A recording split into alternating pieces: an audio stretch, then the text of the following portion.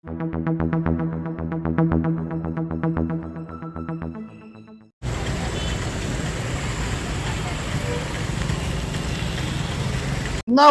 ఓట్లు వేయాలా అని మనకు ఆలోచన వచ్చినా ఖచ్చితంగా మన నెత్తిన మనం భస్మాసుర హస్తం పెట్టుకున్నట్టే. మన నెత్తిన పెట్టుకుంటే మనం భస్మం అయిపోతాం అనేది ఖచ్చితంగా ప్రతి ఒక్క ఓటరు ఆలోచించుకోమని చెప్పి నేను ఈ సందర్భంగా కూడా తెలియజేసుకుంటున్నా. ప్రతి ఒక్క ఓటరు ఆలోచించుకునే సమయం ఇది. అందుకే నేను మిమ్మల్ని కోరుకుంటున్నా, ఈ నియోజకవర్గంలో గత ప్రభుత్వంలో తీసుకొచ్చినటువంటి కార్యక్రమాలు, ఆగిపోయిన కార్యక్రమాలు అవన్నీ కూడా పూర్తి చేసి ఇవ్వడానికి నేను ఖచ్చితంగా రేపు ప్రభుత్వం వచ్చిన తర్వాత పూర్తిగా చేస్తాను. ఇవే కాకుండా ఆ రోజు ఇంకెవరు వచ్చినా, ఎందుకంటే నేను నియోజకవర్గ హెడ్ క్వార్టర్లోనే కాపురం ఉంటున్నా. అందరిలాగా నేను ఏదో బెంగళూరు నుంచినో హైదరాబాద్ నుంచినో ఆపరేట్ చేసే మనిషిని కాదు. కాన్స్టిట్యున్సీ హెడ్ క్వార్టర్లో ఉంటున్నా. ఎప్పుడు వచ్చినా ఎవరు వచ్చినా అందుబాటులో ఉంటా. మీకు ఏ సమస్య వచ్చినా డైరెక్ట్గా నా దగ్గరికి రావచ్చు. మీకు మధ్యవర్తులు అవసరం లేదు. నేను ఎవరు వచ్చినా పనిచేసేటువంటి వ్యక్తిని. నేను ఎన్నికల వరకే రాజకీయాలు చేస్తా. ఎన్నికల తర్వాత అందరికీ కూడా ఈ యొక్క నియోజకవర్గ ప్రజలందరికీ కూడా సమానంగా నేను చేయగలిగినటువంటి సహాయం చేస్తానని చెప్పి ఈ నియోజకవర్గ ప్రజలందరినీ కూడా నేను అప్పీల్ చేస్తున్నా. మరొకసారి దయచేసి ఈ ఎన్నికల్లో తెలుగుదేశం పార్టీ అభ్యర్థిగా, తెలుగుదేశం పార్టీకి చంద్రబాబు నాయుడు గారి లాంటి వ్యక్తి నాయకత్వం మనకు అవసరం కాబట్టి, చంద్రబాబు నాయుడు గారిని ముఖ్యమంత్రిగా చెయ్యాలి కాబట్టి ఆయన అభ్యర్థిగా ఈరోజు ఉమ్మడి అభ్యర్థిగా అటు జనసేనకు సంబంధించి ఆ పవన్ కళ్యాణ్ గారి నాయకత్వాన్ని బలపరిచేటువంటి యువకులు మొత్తం కూడా ఈరోజు ఈ ఎన్నికల్లో నా గుర్తు సైకిల్ గుర్తు కాబట్టి, అదేవిధంగా పార్లమెంట్ అభ్యర్థి దగ్గుమల ప్రసాదరావు గారు కూడా సైకిల్ గుర్తు కాబట్టి 2 ఓట్లు దయచేసి ఈ నియోజకవర్గ ఓటర్ మహాశయులందరికీ కూడా మీ అమూల్యమైనటువంటి ఓటును సైకిల్ గుర్తు పైన 2 ఓట్లు పార్లమెంటుకు, అసెంబ్లీకి 2 ఓట్లు వేసి మంచి మెజారిటీతో, థంపింగ్ మెజారిటీతో ఈ నియోజకవర్గంలో అభ్యర్థిగా నన్ను గెలిపించండి.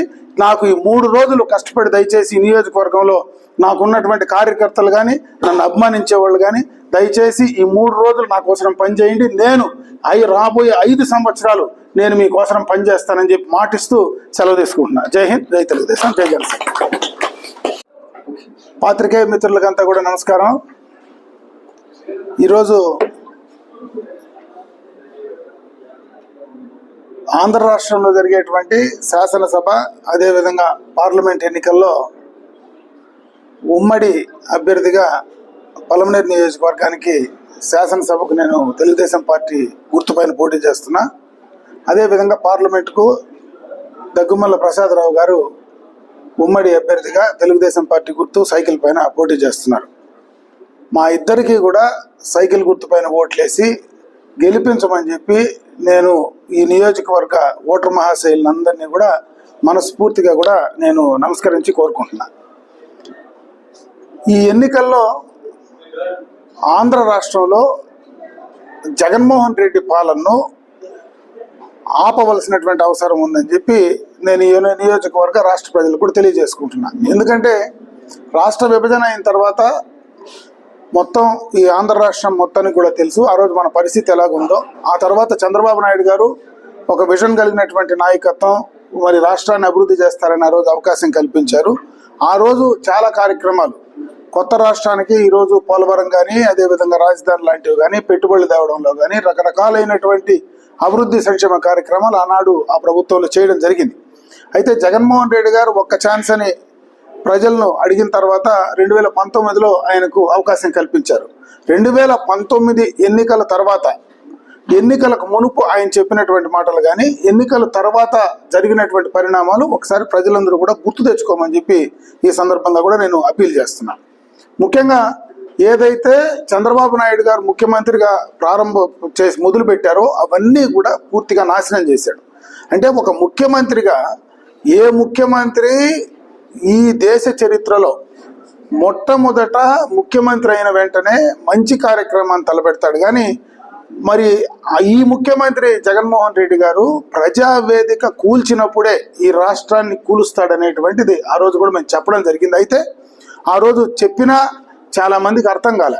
ఈరోజు ఆయన తీసుకున్నటువంటి నిర్ణయాలు మొత్తం, నేను రేట్లు తగ్గించేస్తానన్నాడు. మొత్తం నిత్యావసర వస్తువుల ధరలు, కరెంటు ఛార్జీలు, డీజిల్ పెట్రోల్ ధరలు, అదేవిధంగా ఆస్తి పన్ను, రిజిస్ట్రేషన్ పన్ను, చెత్త పన్ను, మరి రకరకాలుగా కూడా విపరీతంగా ఛార్జీలు పెంచడం, పన్నులు వేయడం చేశాడు.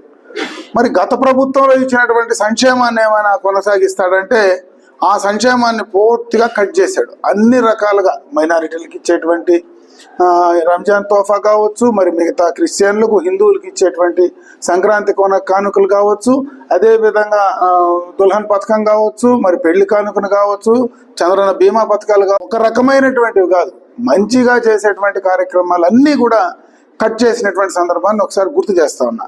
ఇంకొక పక్క ఆయన ఏమైనా కొత్తగా ఈ రాష్ట్రానికి ఆయన పెట్టుబడులు తెచ్చి రాష్ట్రానికి ఆదాయం సంపాదించి చేస్తాడా అంటే ఎక్కడ ఈ రాష్ట్రంలో ఒక్క పెట్టుబడి తెచ్చినటువంటి దాఖలాలు లేవు. 5 సంవత్సరాల్లో రాష్ట్రంలో ఉండే పెట్టుబడులను బయట రాష్ట్రాలకు తరిమేసినటువంటి పరిస్థితి ఉంది. కానీ కొత్తగా ఈ పెట్టుబడి నేను తెచ్చా, ఇక్కడ ఇంత సంపదను సృష్టిస్తున్నా, ఇక్కడ ఇంతమందికి ఎంప్లాయ్మెంట్ తీసుకొచ్చాను అని మచ్చుగా కూడా ఈ రాష్ట్రంలో చెప్పే పరిస్థితి లేదు. భయపడి బెదిరించి పెట్టుబడిదారులందరూ రాష్ట్రం నుంచి బయటకు పోయేటువంటి పరిస్థితి పూర్తిగా కలిగింది. గతంలో తీసుకున్నటువంటి రాజధాని స్వాగతించింది జగన్మోహన్ రెడ్డి, అయిన తర్వాత దాన్ని కోల్డ్ స్టోరేజ్లో వేసింది జగన్మోహన్ రెడ్డి. ఒక రాష్ట్రానికి ఆంధ్ర రాష్ట్రం విభజన అయిన తర్వాత దీనికి ఒక రాజధాని రాదు, నేను 3 రాజధానులు కడతానంటే ఆయన వివేకం ఏ రకంగా ఉందో మరి క్లీన్గా ఆ ఒక నిర్ణయంలోనే తెలిసిపోతుంది. ఈరోజు పోలవరాన్ని పూర్తిగా కూడా కోల్డ్ స్టోరేజ్లో పెట్టాడు. యువకులకు చెప్పినటువంటి నేను అధికారంలోకి వస్తానే ప్రతి సంవత్సరం మీకు జాబ్ కార్డు రిలీజ్ చేస్తానన్నాడు. ఈ 5 సంవత్సరాలు ఎక్కడ కానీ చేయలే. మరి వాళ్ళకి ఇస్తా ఉన్నటువంటి నిరుద్యోగ వృత్తిని కట్ చేశాడు. మరి 2,30,000 మందికి ఉద్యోగాలు ఇస్తానన్నాడు, పెట్టుబడులు రాలేదు. అన్ని రకాలుగా కూడా యువకులు నాశనం చేశాడు. ఉద్యోగస్తుల కన్నా న్యాయం చేశాడంటే గత ఎన్నికల్లో ఉద్యోగస్తులు మొత్తం కూడా వన్ సైడ్గా జగన్మోహన్ రెడ్డి గారిని బలపరిచినటువంటి సందర్భాన్ని ఒకసారి గుర్తు చేస్తా ఉన్నా. ఈరోజు అదే ఉద్యోగస్తులు 99.9% ఈ పాలన వ్యతిరేకిస్తున్నారంటే ఆ పాలన ఏ రకంగా ఉందో అర్థం చేసుకోవాలి. స్వాతంత్రం వచ్చినప్పటి నుంచి ఏ ఉద్యోగస్తుడికి 1వ తేదీన జీతం రాకుండా ఉన్నటువంటి సందర్భం లేదు. ఈరోజు ఈ నెల జీతం వస్తుందో రాదో తెలియదు, కనీసం మా జీతం మాకు ఇస్తే చాలు అనేటువంటి పరిస్థితికి ఉద్యోగులు వచ్చారు. ఉద్యోగుల పరిస్థితి అట్లుంటే రిటైర్మెంట్ అయినటువంటి విశ్రాంతి ఉద్యోగులకు వాళ్ళు ఉద్యోగం 35 సంవత్సరాలు చేస్తే వాళ్ళు కూడబెట్టుకునేటువంటి పిఎఫ్ రావాల్సినటువంటి డబ్బులు వాళ్ళు రిటైర్ అయిన తర్వాత వాళ్ళు ఇల్లు కట్టుకోవడానికో బిడ్డలు పెళ్లి చేసుకోవడానికి ఉపయోగపడే డబ్బుల్ని మరి నీకు 10 సంవత్సరాలు 5 సంవత్సరాలు నీకు బాండ్ రూపంలో ఇస్తారంటే అంతవరకు ఆ ఉద్యోగస్తుడు బతికుండాలి కదా. ఆయన సంపాదించిన డబ్బులు మళ్ళీ ఆయన చూసే పరిస్థితి కూడా లేకపోతే అటు ఉద్యోగస్తులు లేదు, రిటైర్మెంట్ ఉద్యోగస్తులు లేదు, లేదా వ్యాపారస్తులు బాగున్నారంటే వ్యాపారస్తులు దారుణంగా వాళ్ళపైన ఎవరైనా మాట్లాడినా బెదిరిస్తున్నారు, భయపెడుతున్నారు, దాడులు చేస్తున్నారు. మరి లేదు ఇంకెవరైనా ఏదైనా బిల్డింగ్ కన్స్ట్రక్షన్ చేసుకునే వాళ్ళు, ఇంకెవరైనా కూలీలు వాళ్ళన్నా బాగున్నారంటే ఆ ఇసుక గతంలో ఉచితంగా ఇసుక వచ్చేది, ఈరోజు ఇసుకను లూటీ చేస్తున్నారు. మొత్తం తీసుకెళ్లి కర్ణాటకకు ఇసుక అమ్ముతా ఉన్నారు. ఇక్కడ ఇసుక దొరికే పరిస్థితి లేదు. ఎక్కడైనా ఇసుక దొరకాలన్నా ఆ పార్టీ నాయకులు నేను చెప్పిందే ఈ రేటుకు కొనుక్కోవాలంటున్నారు. ఇంకెవరైనా ఇండస్ట్రియలిస్టులు చిన్న చిన్న వాళ్ళు మైనింగ్ చేసుకునే వాళ్ళు ఏదైనా ఇండస్ట్రీస్ పెట్టుకొని దాన్ని ఏదైనా గ్రానైట్ ఇండస్ట్రీస్ లాంటివి ఎంఎస్ఎంఈ ఇండస్ట్రీస్ ఏమైనా చేస్తున్నారంటే వాళ్ళు పూర్తిగా మూతేసుకునే పరిస్థితి వచ్చారు. వాళ్ళపైన లూటీ చేసి వాళ్ళకి రావాల్సినటువంటి అన్ని రకాలుగా కూడా వాళ్ళని హింసిస్తూ ఉన్నారు. అంటే ఈ రాష్ట్రంలో ఎవరు సంతోషంగా ఉన్నారు? ఇంకొక పక్క నా ఎస్సీ, నా బీసీ, నా మైనారిటీ అని చెప్పేటువంటి జగన్ రెడ్డి ఈరోజు ఎస్సీకే వచ్చిన ఎస్సీ యాక్షన్ ప్లాన్ లేదు. వాళ్ళకి ఎస్సీ యాక్షన్ ప్లాన్లో వాళ్ళకు దామాషా ప్రకారం బడ్జెట్లో రావాల్సినటువంటి నిధులు వాళ్ళకు వచ్చే పరిస్థితి లేదు. కనీసం వాళ్ళ కార్పొరేషన్ నుంచి ఎస్సీ కార్పొరేషన్ ఇచ్చింది తెలుగుదేశమే, షాదీమహల్కు డబ్బులు ఇచ్చింది తెలుగుదేశమే, వాళ్ళ విదేశీ విద్యకు డబ్బులు ఇచ్చింది తెలుగుదేశమే, ఈరోజు హజ్కు పోతే ₹1,00,000 ప్రకటించింది తెలుగుదేశమే. అన్ని రకాల కార్యక్రమాలు ఈరోజు ఇస్లామిక్ బ్యాంక్ తెచ్చింది తెలుగుదేశమే. మరి అన్ని రకాలుగా వాళ్ళకి మైనారిటీ కార్పొరేషన్ నుంచి డబ్బులు ఇచ్చింది తెలుగుదేశమే. అన్ని రకాలుగా మైనారిటీ సంక్షేమ కార్యక్రమాలు ఎప్పుడైనా ఆగాయని అడుగుతా ఉన్నా. ఈరోజు ఎన్డీఏతో 2014 నుంచి 19 వరకు ఉంటే ఆ రోజు మళ్ళీ మోడీతో బయట వచ్చి నిలబడి మాట్లాడింది తెలుగుదేశం చంద్రబాబు నాయుడు. 1999లో మోడీని వ్యతిరేకించి గుజరాత్లో జరిగిన అల్లర్లలో డైరెక్ట్గా ముఖ్యమంత్రిని బర్తరఫ్ చేయాలని మాట్లాడింది చంద్రబాబు నాయుడు. 2014లో ప్రత్యేక హోదా ఇవ్వకపోతే ఢిల్లీకి పోయి నిలదీసింది చంద్రబాబు నాయుడు. ఇవి రెండు చేసిన చంద్రబాబు నాయుడు. నువ్వేం చేసావు అని అడుగుతావు. 2019లో నువ్వు ఎన్నికల్లో ఓట్లు వేసుకొని ఎన్ఆర్సీకి సిఏఏ బిల్లులకు నువ్వు మద్దతు ఇచ్చి నువ్వు పోయి మళ్ళీ మోడీ కాళ్ళు పట్టుకునింది చంద్రబాబు నాయుడు కాదు కదా, మోడీ కాళ్ళు పట్టుకునింది ఈ రోజు కూడా జగన్మోహన్ రెడ్డి నీ కేసుల కోసం. నువ్వు ఒక పక్క మోడీ కాళ్ళు నువ్వు పట్టుకొని కేంద్రంలో నీ కేసుల నుంచి బయటపడడానికి, ఇంకోరి పైన బురదేసేటువంటి కార్యక్రమం ఎంత మాత్రం సబబుని అడుగుతా ఉన్నా. ఈ రాష్ట్రంలో అందుకే ఎవ్వరూ సంతోషంగా లేరు. ఈ ప్రభుత్వాన్ని ఎంత త్వరగా వీలైతే అంత త్వరగా ఇంటికి పంపించడానికి సిద్ధంగా ఉన్నారు. దానికి ఉదాహరణే గతంలో జరిగినటువంటి శాసన మండలి ఎన్నికలు. ఆ శాసన మండలి ఎన్నికల్లో అసలు ఏ పార్టీ ప్రచారం చేయలే. ఆ రోజు యువకులు మొత్తం కూడా వన్ సైడ్గా వచ్చి తెలుగుదేశం పార్టీ అభ్యర్థి రాష్ట్రం మొత్తం గెలిపించారు. నిన్న జరిగిన పోలింగ్లో ఏదైతే ఉద్యోగస్తులు జరిగినటువంటి ఉద్యోగ ఉపాధ్యాయ వర్గాలకు సంబంధించినటువంటి ఆ పోలింగ్ శాతం ఎప్పుడూ భారత చరిత్రలో, ఆంధ్ర రాష్ట్ర చరిత్రలో అంతమంది పోస్టల్ బ్యాలెట్కి అప్లై చేసుకున్నటువంటి సందర్భమే లేదు. 99.9% పోస్టల్ బ్యాలెట్కి అప్లై చేసుకున్నారు. 95, 96, 97% పోలింగ్ చేశారు.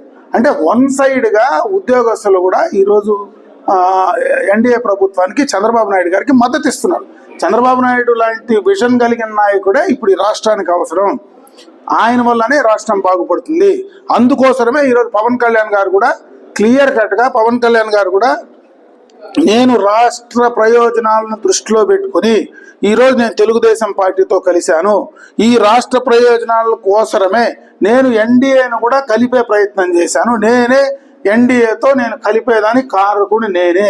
దానికి కారణం నా యువకుల భవిష్యత్తు కోసమే క్లియర్ కట్గా మరి పవన్ కళ్యాణ్ గారు కూడా మాట్లాడుతూ ఉన్నారు. అంటే ఇవన్నీ కూడా ఈ రాష్ట్ర అభివృద్ధిని, ప్రయోజనాలను దృష్టిలో పెట్టుకొని చేసేటువంటి కార్యక్రమాలు. కాబట్టి ప్రజలు కూడా అర్థం చేసుకోవాలా, ఈ ఎన్నికల్లో ఖచ్చితంగా తెలుగుదేశం పార్టీ ప్రభుత్వం, చంద్రబాబు నాయుడు గారు ముఖ్యమంత్రి కావాల్సినటువంటి అవసరం ఈ రాష్ట్ర ప్రజలకు ఖచ్చితంగా ఉంది. చంద్రబాబు నాయుడుకు ఉందా లేదా అనేది పక్కన పెడితే ఆయన ముఖ్యమంత్రి ఆల్రెడీ ఎక్కువ కాలం ఈ రాష్ట్రంలో ముఖ్యమంత్రి, ఉమ్మడి రాష్ట్రంలో కానీ విభజన ఆంధ్రప్రదేశ్లో కానీ ఎక్కువ కాలం ముఖ్యమంత్రిగా చేసినటువంటి వ్యక్తి చంద్రబాబు నాయుడు. కార్పొరేషన్ నుంచి, మైనారిటీ కార్పొరేషన్ నుంచి వాళ్ళకి ఏమైనా వచ్చే నిధులు వాళ్ళకి డైరెక్ట్గా వస్తున్నాయంటే ఒక్కరికి కూడా ఉపాధి కలిగే పరిస్థితి లేదు. గతంలో ఏదో ఆదరణ పథకం కింద పనిముట్లు ఇస్తా ఉంటే ఆ కార్యక్రమం లేదు. లేదా విద్యార్థులు చదువుకున్న వాళ్ళు బాగున్నారంటే చదువుకున్న వాళ్లకు నేను అమ్మఒడి వేస్తా ఉన్నాను. ఆ రోజు ఎంతమంది బిడ్డలు ఉంటే అంతమందికి అమ్మఒడి వేస్తానన్నాడు. ఈ రోజు ఒక బిడ్డకి అమ్మఒడి వేస్తున్నారు.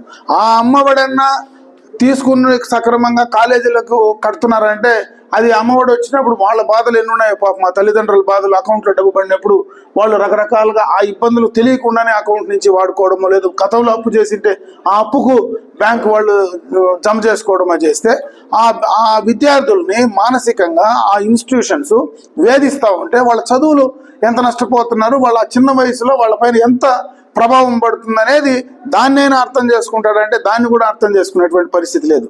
మరి అన్ని రకాలుగా విద్యాపరంగా నాశనం అయిపోయారు. విద్యార్థులు పోయారు, యువకులు పోయారు, ఎస్సీలు, బలహీన వర్గాలు పోయారు, ఉద్యోగస్తులు పోయారు, వ్యాపారస్తులు పోయారు. ఇంక ఏ వర్గం సంతోషంగా ఉంది అని అడుగుతా ఉన్నారు. జగన్మోహన్ రెడ్డి, ఆయన చుట్టూ ఉండే కోటరీ వాళ్ళు తప్పించి ఇంకెవరు ఈ రాష్ట్రంలో సంతోషంగా ఉన్నారో చెప్పగలరా అని అడుగుతా ఉన్నారు. కనీసము ఎవరికైనా చెప్పాలన్నా పూర్తిగా కూడా తప్పుడు ప్రచారాన్ని చేస్తారు. ఎన్నికలు వస్తే ఒక్కొక్క డ్రామా స్టార్ట్ చేస్తాడు. 14 ఎన్నికల్లో నేను తండ్రి లేని బిడ్డను, దిక్కు లేని బిడ్డను, నా కోటేయమని ఆ రోజు డ్రామా మొదలుపెట్టాడు. 2019 వస్తే నా కోడి కత్తుల మీద పొడి చేసినారు, నా కోడి కత్తిలో చంపేదానికి ప్రయత్నం చేసినారు అంటాడు. మళ్ళీ మా చిన్నాయన్ని గొడ్డలతో నరికేసినారు అని అంటాడు. మరి గొడ్డలతో నరికేసింది చంద్రబాబు నాయుడు అని చెప్పి ఆ ఎన్నికల్లో ప్రచారం చేసి లబ్ధి పొందాడు. 24 ఎన్నికలు వస్తే మళ్ళీ గులకరే నన్ను ఎవడో కొట్టినాడు, మొత్తం కన్ను కనపడలేదు అని చెప్పి ప్లాస్టర్ వేసుకోరు, ఒకటి కన్ను కనపడలేదు అంటాడు, మంత్రి ఇంకోరు ప్లాస్టర్ వేసుకొని తిరుగుతాడు. అంటే ప్రతి ఎన్నికల్లో డ్రామాలు ఆడతారు. ఇంకొక పక్క మతాలను అడ్డం పెట్టుకుంటారు. ఈరోజు మైనారిటీస్ ఉన్నారు. తెలుగుదేశం పార్టీ ఎన్డీఏతో కలిసింది కాబట్టి, బీజేపీతో కలిసింది కాబట్టి ఈరోజు తెలుగుదేశం పార్టీకి ఓట్లు వేయద్దు, పూర్తిగా కూడా మతాన్ని అడ్డం పెట్టుకొని ముస్లింల పైన ఒక తప్పుడు ప్రచారం చేస్తున్నారు. ఎన్ఆర్సీ అంటారు, సిఏఏ అంటారు. అసలు ఎన్ఆర్సీకి, సిఏఏకి మద్దతు పలికింది ఎవరు అని అడుగుతున్నా. ఈరోజు జగన్మోహన్ రెడ్డి 25కి 25 ఎంపీలు గెలిపించండి, నేను మోడీ మెడల్ వంచేస్తా కేంద్రంలో మాట్లాడినటువంటి మాటలు ఈరోజు కూడా మన చెవుల్లో గిర్రని తిరుగుతూ ఉన్నాయి. నీకు 22 మంది ఎంపీల నుంచి రాజ్యసభ 5 మందిని ఇస్తే 27 మందిని నీకు ఎంపీలను ఇస్తే నువ్వు మోడీ మెడల్ ఆడొచ్చివి. అతను పెట్టిన బిల్లులు కానీ మిథున్ రెడ్డి సహకరించా, విజయసాయి రెడ్డి సహకరించా.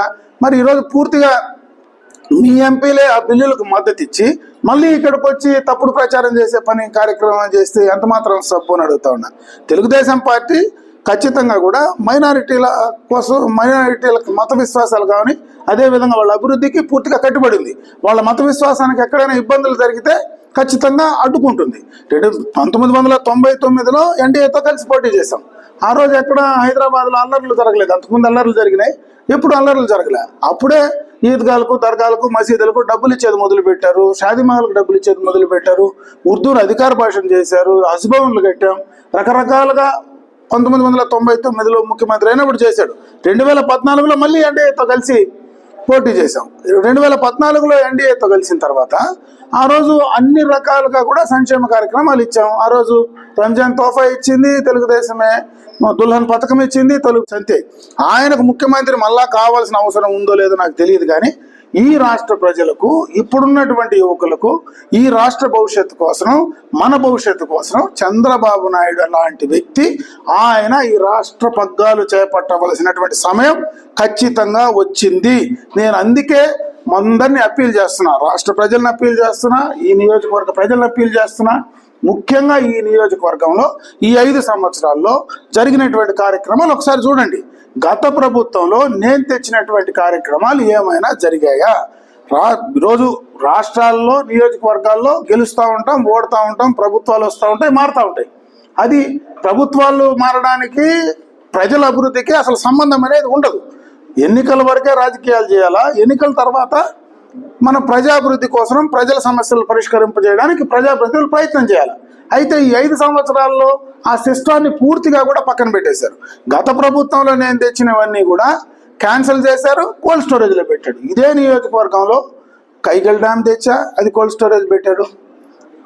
మనకిక్కడ షాదీ మహల్స్, అదేవిధంగా మైనారిటీస్కి కావాల్సినవి BC community halls, ST community halls, SC community halls, అటుపక్క వీకోట్లో, ఇటుపక్క పలమనేరులో, వీకోట్లో డిగ్రీ కాలేజీ, మరి ఇక్కడ మార్కెట్కి సంబంధించినటువంటి ఇంటిగ్రేటెడ్ మార్కెట్ ఫెసిలిటీ కోసం తీసుకొచ్చినటువంటి 33 ఎకరాలు అట్లే పడేశారు. ఇక్కడ ఇదే పట్టణంలో కళాక్షేత్రం తీసుకొస్తే దాన్ని తీసుకొచ్చి కోల్డ్ స్టోరేజ్ పడేశారు. ఈఏపీ రోడ్లు తెస్తే 139 కోట్ల రూపాయల రోడ్లు తెస్తే దాన్ని ఈరోజు కూడా మరి ఫోర్స్లో ఉన్నాయి, దాన్ని తీసి పక్కన పెట్టారు.